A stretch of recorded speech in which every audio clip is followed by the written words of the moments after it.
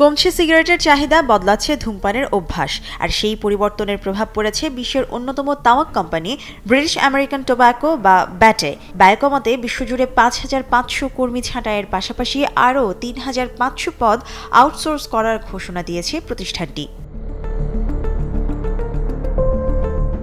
Lucky strike ও Dunhill সিগারেটের নির্মাতা bat জানিয়েছে, প্রতিষ্ঠানটিকে আরও প্রযুক্তি নির্ভর এবং কৃত্রিম বুদ্ধিমত্তা ভিত্তিক করে তুলতেই এই পুনর্গঠন। বর্তমানে বিশ্বজুড়ে প্রতিষ্ঠানটির প্রায় ৪৭,০০০ কর্মী রয়েছে। ২০২৮ সালের মধ্যে বছরে প্রায় ৬০ কোটি পাউন্ড সাশ্রয়ের লক্ষ্য নিয়েছে কোম্পানিটি। বসুন্ধরা টিস্যু, অশুদ্ধতার বিরুদ্ধে এক বিন্দুও ছাড় নয়। কোন কোন দেশে কর্মী ছাঁটাই হবে সে বিষয়ে বিস্তারিত না জানালেও বলা হয়েছে, যুক্তরাষ্ট্র এই সিদ্ধান্তের বাইরে থাকবে।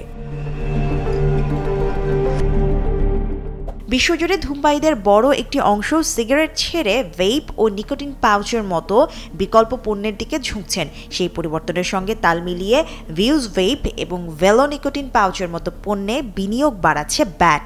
তবে কঠোর নিয়ন্ত্রণ, কর বৃদ্ধি এবং অবৈধ পণ্যের বিস্তারের কারণে ব্যবসায় চাপ বাড়ছে বলে জানিয়েছে প্রতিষ্ঠানটি। চলতি বছরের শেষ নাগাদ কর্মী ছাঁটাই প্রক্রিয়া শেষ হবে বলেও জানানো হয়েছে। এদিকে বাংলাদেশেও তামাক নিয়ন্ত্রণে আরও কঠোর হয়েছে সরকার।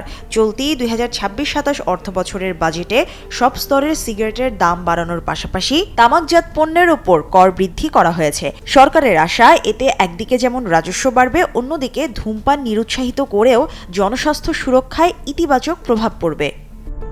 Mushrifa Nuzhat, Daily Sun.